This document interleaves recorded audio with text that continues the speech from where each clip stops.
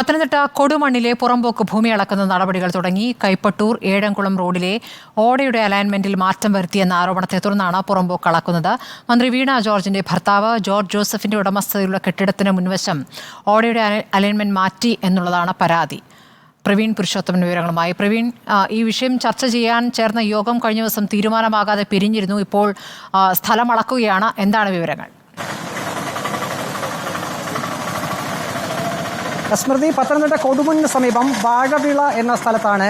അവിടെ ഒരു പാലമുണ്ട്. ആ പാലത്തിന് സമീപമാണ് ഇപ്പോൾ റവന്യൂ അധികാരികൾ ഇപ്പോൾ പുറമ്പോക്ക് ഭൂമി അളന്ന് തിട്ടപ്പെടുത്തുന്നത്. ഇവിടെയാണ് വിവാദമായിട്ടുള്ള റോഡ് നിർമ്മാണവും ഒപ്പം തന്നെ ഓട നിർമ്മാണവും നടന്നത്. ഇവിടെ നിന്നും ഏകദേശം 1 കിലോമീറ്റർ ദൂരെയാണ് മന്ത്രി വീണ ജോർജിന്റെ ഭർത്താവിന്റെ ഉടമസ്ഥയിലുള്ള കെട്ടിടത്തിന് മുന്നിലെ ഓട നിർമ്മാണം നടക്കുന്നത്. അവിടെ ഇന്നലെ മുതൽ ഈ ഓട നിർമ്മാണം നിർത്തിവെച്ചിട്ടുണ്ട്. കാരണം അവിടെ അലൈൻമെന്റിൽ മാറ്റം വരുത്തി ഓട നിർമ്മിച്ചു എന്നാണ് കോൺഗ്രസിന്റെയും ഒപ്പം തന്നെ കൊടുമൺ ഗ്രാമപഞ്ചായത്തിന്റെയും പരാതി.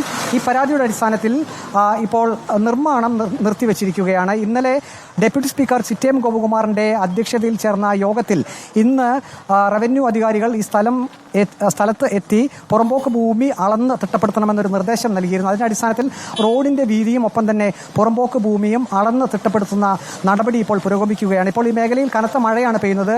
അതുകൊണ്ട് കുറച്ച് സമയത്തേക്ക് ഈ അളക്കൽ ആ ജോലി നിർത്തിവെച്ചിട്ടുണ്ട്.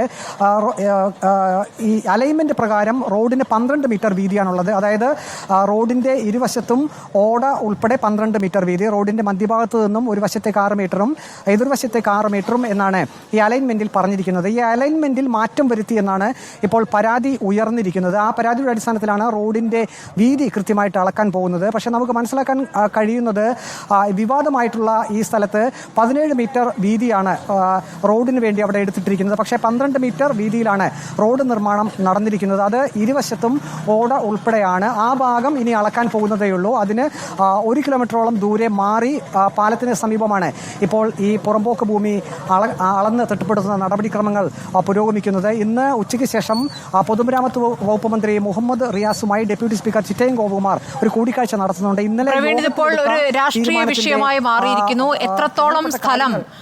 എത്രത്തോളം സ്ഥലം പുറമ്പോക്കിൽ നിന്നും ഈ കയ്യേറി എന്നുള്ളതാണ് പരാതിയായി വന്നിരിക്കുന്നത്. ഇപ്പോൾ മന്ത്രി വീണ ജോർജിന്റെ ഭർത്താവ് കയ്യേറി എന്നുള്ള പരാതി വരുമ്പോൾ അദ്ദേഹത്തിന്റെ പ്രതികരണം ഈ വിഷയത്തിൽ നമുക്ക് ലഭിക്കുന്നുണ്ടോ?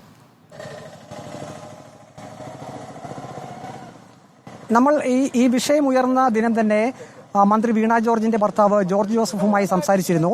അദ്ദേഹം പറഞ്ഞ ഒരു കാര്യം, അദ്ദേഹത്തിന്റെ കെട്ടിടത്തിന്റെ മുൻവശം 17 മീറ്റർ വീതിയിലാണ് അവിടെ സ്ഥലം എടുത്തിട്ടിരിക്കുന്നത്.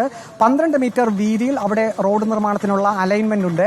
അത് പ്രകാരമുള്ള നിർമ്മാണമാണ് അവിടെ പുരോഗമിക്കുന്നത്. ഒരു രീതിയിലും ഓട നിർമ്മാണത്തിന്റെ അലൈൻമെന്റിൽ മാറ്റം വരുത്താൻ താൻ ഉദ്യോഗസ്ഥരെ സ്വാധീനിച്ചിട്ടില്ല, ഉദ്യോഗസ്ഥരെ ഭീഷണിപ്പെടുത്തിയിട്ടില്ല എന്നാണ് മന്ത്രി വീണ ജോർജിന്റെ ഭർത്താവ് ജോർജ് ജോസഫ് കഴിഞ്ഞ ദിവസം തന്നെ റിപ്പോർട്ടർ ടിവിയോട് വ്യക്തമാക്കിയത്. അതേസമയം തന്നെ കൊടുമൺ ഗ്രാമപഞ്ചായത്ത് പ്രസിഡന്റ് ഒപ്പം തന്നെ CPIഎമ്മിന്റെ ജില്ലാ കമ്മിറ്റി അംഗം കൂടിയായിട്ടുള്ള KK ശ്രീധരൻ ഈ വിഷയത്തിൽ വിവാദപരമായിട്ടുള്ള ഒരു പരാമർശം നടത്തിയിരുന്നു. അതായത് മന്ത്രിയുടെ ഭർത്താവ് ഉദ്യോഗസ്ഥരെ ഭീഷണിപ്പെടുത്തി അലൈൻമെന്റ് മാറ്റി എന്നുള്ളതായിരുന്നു അദ്ദേഹത്തിന്റെ പ്രസ്താവന.